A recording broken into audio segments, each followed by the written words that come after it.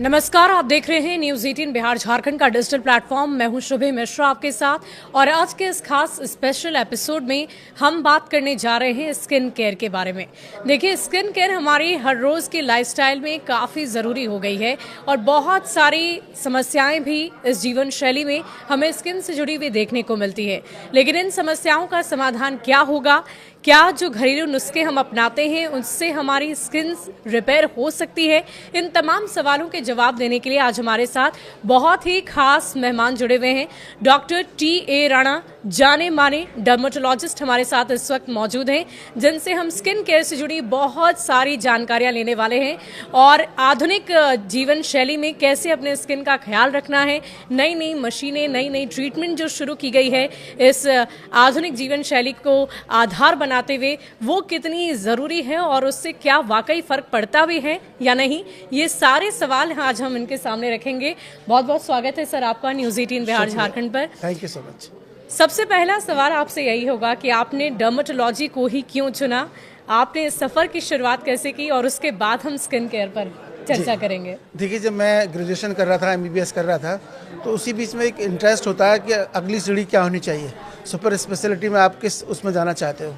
तो मेरा हमेशा से रुझान था एक सर्जिकल ब्रांच में जाने का जी।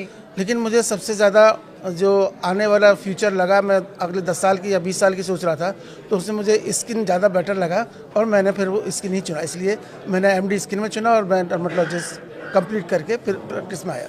वाकई, और जितने भी दर्शक इस वक्त हमें देख रहे हैं, मैं उनको बता दूं कि डॉक्टर टी.ए. राणा के पास हज़ारों समस्याएं लेकर जो स्किन से जुड़ी पेशेंट हैं वो आते हैं और उन्हीं समस्याओं की चर्चा अभी हम करेंगे। सर, सबसे पहले हम आपसे ये जानना चाहेंगे कि सबसे जो बड़ी समस्या है स्किन से जुड़ी हुई और जो लगातार आपके पास आते हैं पेशेंट्स, वो क्या समस्या है और किस तरीके से उसका समाधान क्या करते हैं आप? देखिए, जब पेशेंट हमारे पास आता है तो मुझे 25 साल का एक्सपीरियंस है, तो मैं कम से कम 25 से 30 हज़ार लोगों को ट्रीट कर चुका हूँ, जो एस्थेटिक में, लेज़र में और क्लिनिकल डर्मेटोलॉजी में। जी।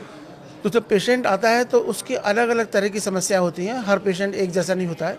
अगर हमारे क्लिनिक में हम 20 मरीज़ देख रहे हैं तो उसमें हो सकता है कि 3-4 मरीज़ सिमिलर डिजीज़ के हों, लेकिन वो अलग अलग तरह की डिजीज़ लेकर के आते हैं और कई कई जगह होम्योपैथिक से ट्रीटमेंट ले चुके होते हैं, घरेलू इलाज कर चुके होते हैं, लोगों से, अदर डॉक्टर्स से ट्रीटमेंट ले चुके होते हैं। जी। जब बाद में वो जब ठीक नहीं होती है कोई डिजीज़, तब वो डर्मेटोलॉजिस्ट के पास जाते हैं। जी। तो मैं समझता हूँ जैसे ही कोई अगर स्किन की, बालों की, नेल की प्रॉब्लम अगर हो तो उसको सबसे पहले चुनना चाहिए डर्मेटोलॉजिस्ट। सबसे बेसिक समस्या क्या नज़र आ रही है सर?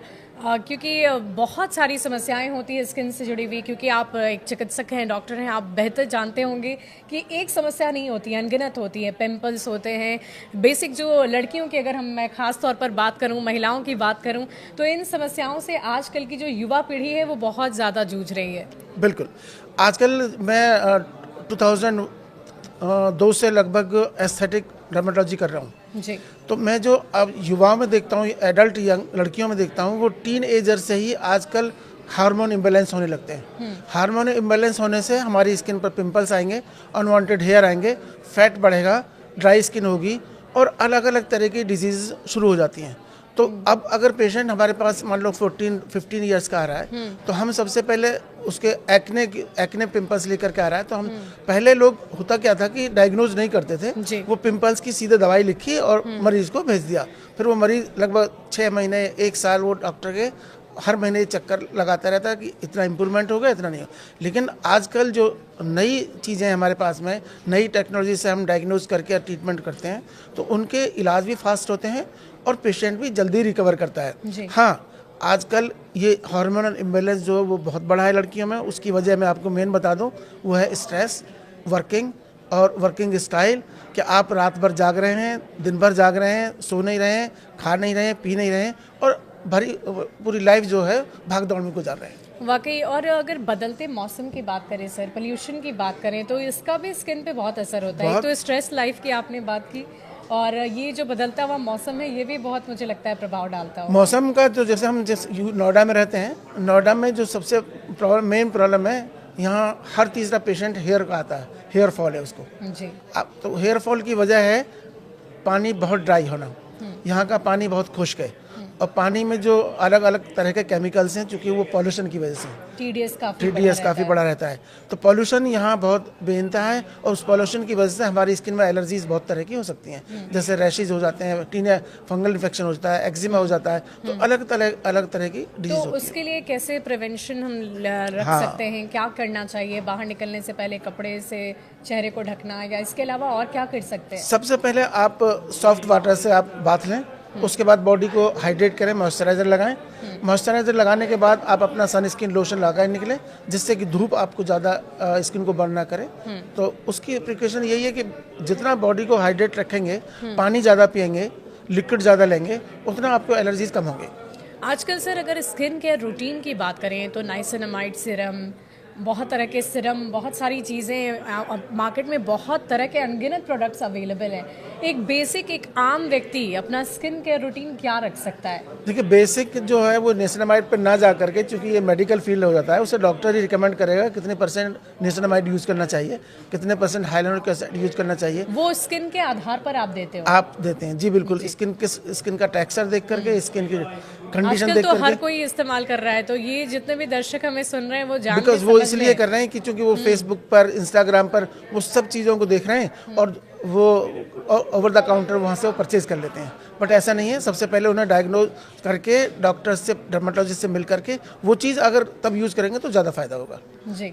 और जैसे कि आपने पूछा कि आजकल कैसे इससे बचाव कर सकते हैं, बचाव करने का तरीका ये है कि कॉटन के कपड़े पहने, हल्के कपड़े पहने, और सिल्क और टेरिकॉट के कपड़े कम पहने गर्मियों में।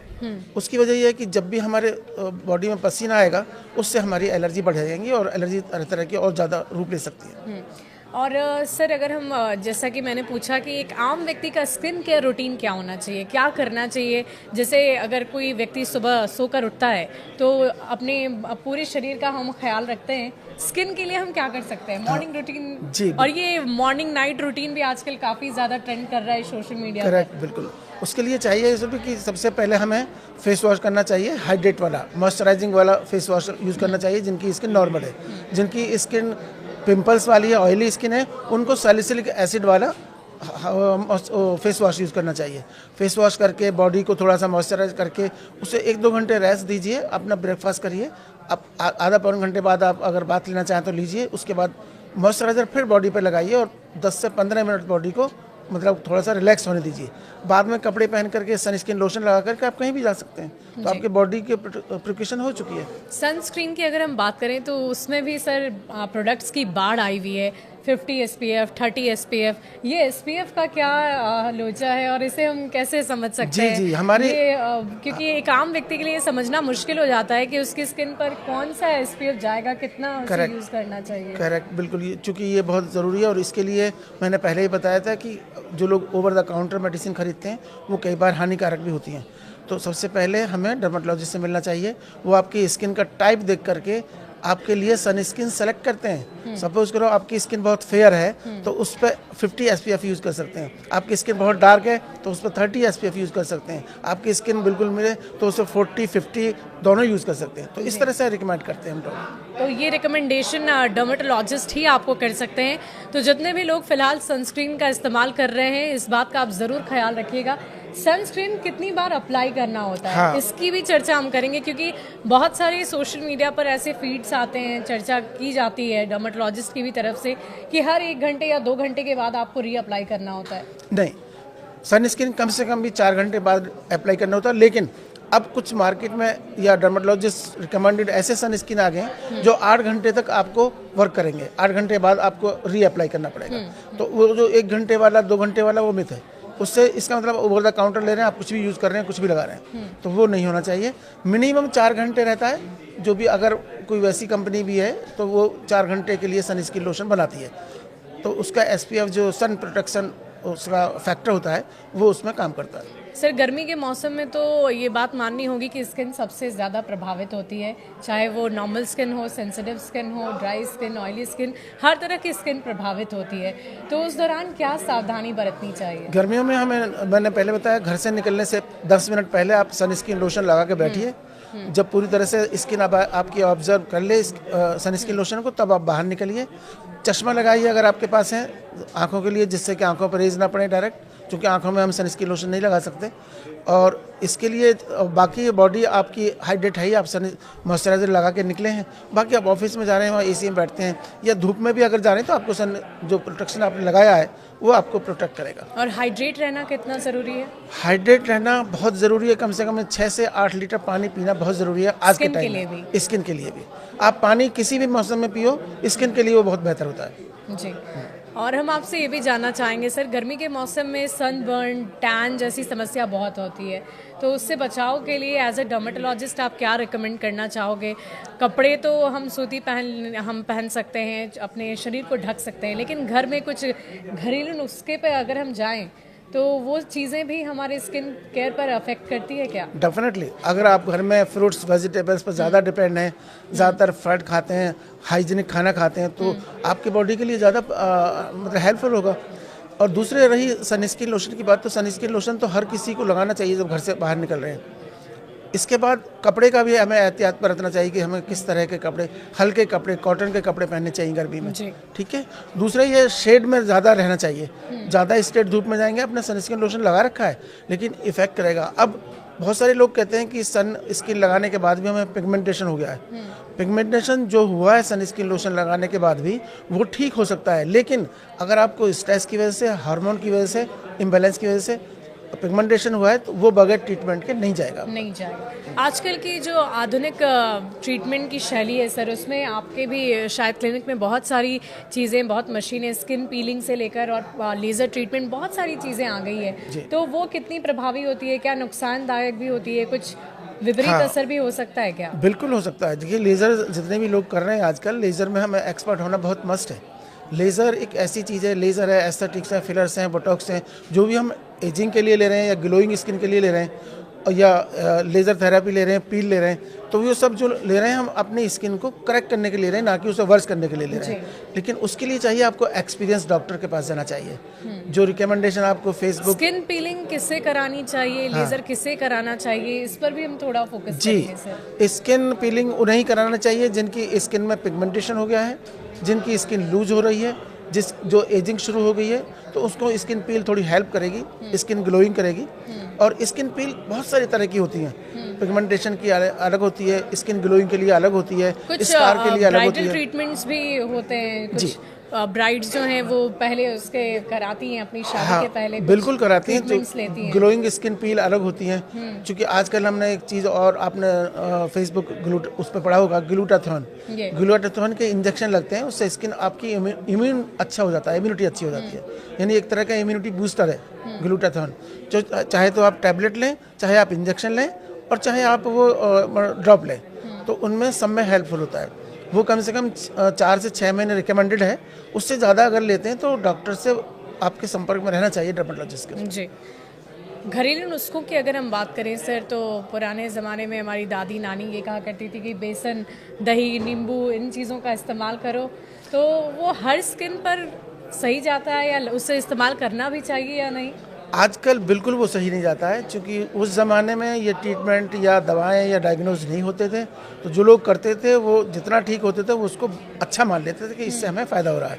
लेकिन आजकल जो बेसन लगाओगे, हम उसे रिकमेंड नहीं करते, उससे स्किन ड्राई होती है, उससे रैशेज हो सकते हैं। आपके रैशेज होने के बाद आपको पिगमेंटेशन हो सकता है, जो बेसन लगाते हैं लोग।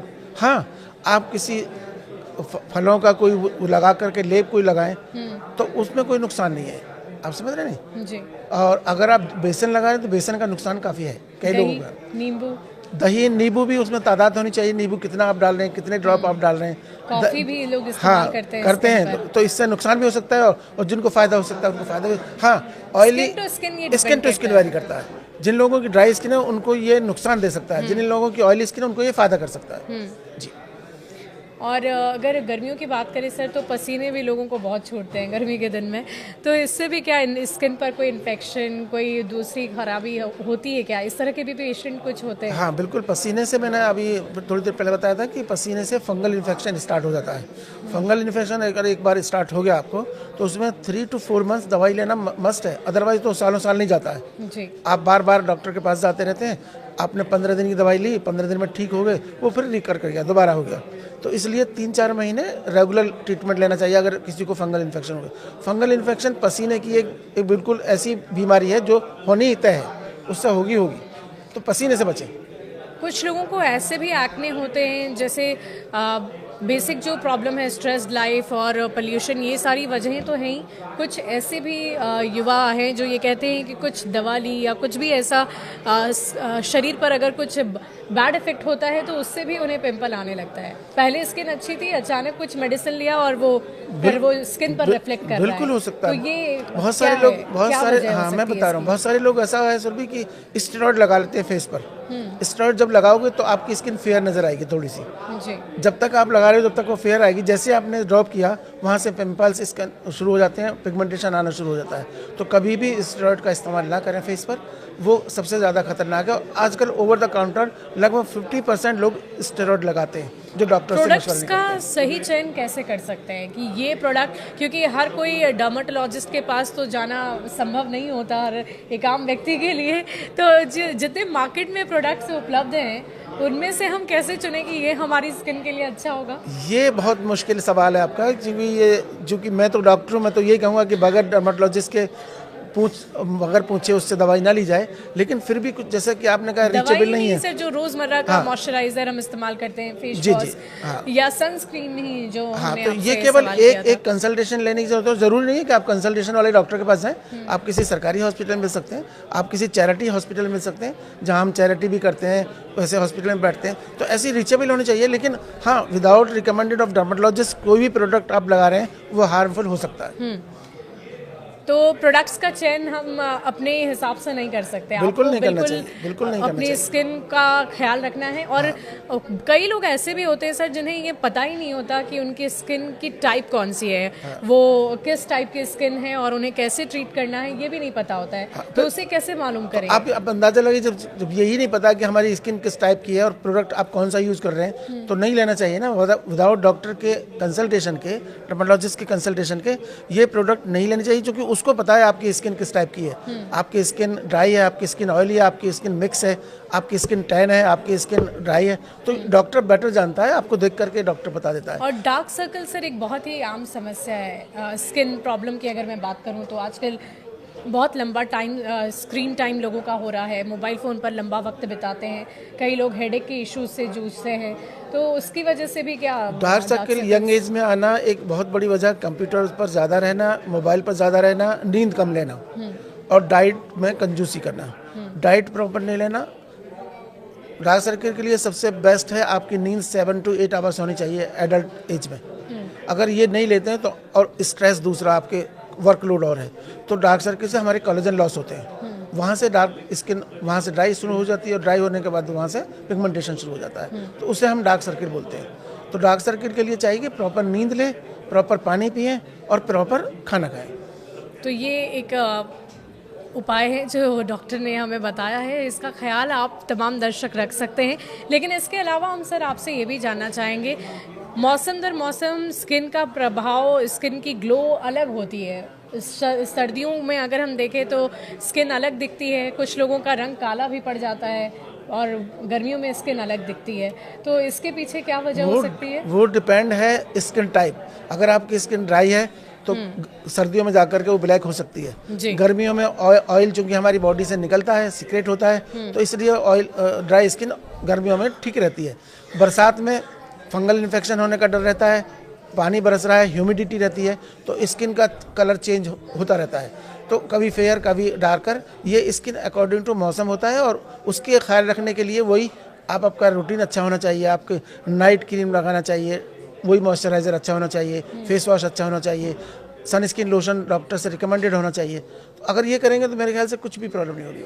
सर अभी आधुनिक ट्रीटमेंट की जो शुरुआत की गई है ये कितना सुरक्षित है? क्योंकि बहुत सारे लोग चाहते हैं कराना, जितने दर्शक हमें देख रहे होंगे शायद उनमें से भी कई लोगों के मन में ये सवाल होगा कि हम स्किन पीलिंग कराएं या नहीं कराएं, कितना सुरक्षित है ये, लेज़र कराएं या नहीं कराएं। हेयर रिमूवल लेज़र ट्रीटमेंट्स भी चल रहे हैं, कई बार ऐसी भी खबरें आती हैं कि उससे जलन शुरू हो गई या कुछ दाने निकल गए, तो ये कितना सुरक्षित है? ये बहुत सुरक्षित है अगर आप फुल ट्रेन डॉक्टर से ट्रीटमेंट ले रहे हैं। लेज़र कोई आसान काम नहीं है किसी को करना। कई लोग होता क्या है कि डर्माटोलॉजिस्ट ने क्लिनिक खोल लिया और वो अपने असिस्टेंट से सारी चीज़ करा रहे हैं जी। डॉक्टर्स उसमें हाथ नहीं लगा रहे हैं। तो वहाँ मैं ये चाहूँगा कि डॉक्टर को सारे प्रोसीजर सबसे पहले खुद करने चाहिए और ट्रेन जो आपके अंदर टेक्नीशियंस हैं उनको ट्रेन करके तब उनको हाथ में देना चाहिए। तो मेन वजह यह है कि अगर आप खुद ट्रीट कर रहे हैं, आपका एक्सपीरियंस अच्छा है, तो आपको कोई साइड इफेक्ट नहीं होगा। लेकिन अगर आप उस प्रोसेस के अंतर्गत क्या होता है? क्या बहुत सारे केमिकल का इस्तेमाल होता है? उसमें अगर सपोज करो मेडिसिन्स की जरूरत पड़ती नहीं, है? क्या होता है? केमिकल्स होते हैं, वो डिफरेंट परसेंटेज के केमिकल्स होते हैं। अब डॉक्टर्स देख के बता सकता है कि हमें इस स्किन पर कितने परसेंट सैलिसिलिक एसिड लगाना है, कितने परसेंट हमें ग्लाइकोलिक एसिड चाहिए और कितने परसेंट हमें लैक्टिक एसिड चाहिए। लेकिन अगर टेक्नीशियन को दे दो तो उसको पता नहीं है बेचारे को। तो टेक्नीशियन को जब तक आप फुल ट्रेन नहीं करेंगे कि और स्किन टाइप को पूरी तरह से नहीं पढ़ा देंगे उसको, तब तक उससे काम नहीं कराने चाहिए। लेकिन होता क्या है कि 70% लोग जो हैं डॉक्टर काम नहीं करते हैं, टेक्नीशियन काम करते हैं और ये बहुत बुरी बात है। और उसी का विपरीत असर होता है पेशेंट पर पड़ता है जी। तो ये आपको ख्याल रखना है कि आप जब भी अपने स्किन के ट्रीटमेंट के लिए जाएं तो ये सुनिश्चित करें कि डॉक्टर की मौजूदगी हो आपके ट्रीटमेंट के दौरान। और ये बहुत कॉस्ट इफेक्टिव भी है सर, क्योंकि ये महंगा भी है। लोग कहते हैं कि बहुत महंगा ट्रीटमेंट है, ये हर कोई अफोर्ड नहीं कर सकता। ऐसा कुछ नहीं है। देखिए, जब मैंने स्टार्ट किया था 2001 में लेज़र हेयर रिमूवल, उस समय में बहुत कॉस्टली था। उस समय 65 लाख की मशीन थी हमारे पास में और उस समय हम फेशियल हेयर के लिए लगभग 50 से 60 हज़ार रुपये लेते थे 4-5 सेशन का। आज वही ट्रीटमेंट 4-5 सेटिंग का 15 से 20 हज़ार में हो रहा है। तो रेट जो है बहुत डाउन हो गई। लेकिन मशीनें कौन यूज़ क्या कर रहा है, मशीनों में बहुत डिफ्रेंशिएशन है जी। और एक ब्यूटी पार्लर भी लेजर हेयर रिमूवल कर रहा है, एक डॉक्टर भी कर रहा है, एक नया टेक्नीशियन भी कर रहा है, एक अलग पैथी के डॉक्टर्स भी कर रहे हैं। तो ये पेशेंट को सुनिश्चित करना है कि मुझे किस डॉक्टर के पास जाना है। वाकई। और एक हाइड्रा फेशियल का ट्रेंड भी काफ़ी चला हुआ है सर, उसके बारे में कुछ जानकारी? हाइड्रा फेशियल बहुत इफेक्टिव चीज़ है। उसमें बहुत अलग अलग तरह के सीरम हम अप्लाई करते हैं फेस पर, फेस पैक लगाते हैं सूदिंग के लिए, कूलिंग के लिए, और उसमें स्किन टाइटनिंग के लिए एक RF प्रोसीजर होता है उसमें। तो वो मैं रिकमेंड करूँगा कि वो करा लेना चाहिए, लेकिन फिर भी ट्रेन डॉक्टर से। और सबसे पहले आपकी स्किन की ज़रूरत जैसी होगी उस हिसाब से आपको इलाज मिले, ये आपको ज़रूर देखना है।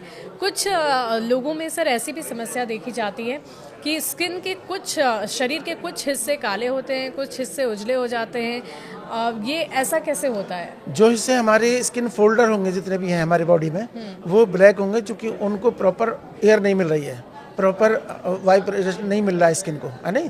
तो वहाँ जैसे अंडर आर्म्स हैं, हमारे नीज़ हैं, एल्बोज हैं, ये हमारी ब्लैक इसलिए होती हैं क्योंकि एल्बो हमारी इस तरह से हमेशा होती है। तो इससे ये जो रगड़ लग रही है आपकी, वहाँ से स्किन का सोर्स जो वाइब्रेशन सांस लेने का है स्किन को, वो वहाँ रुक रहा है नहीं।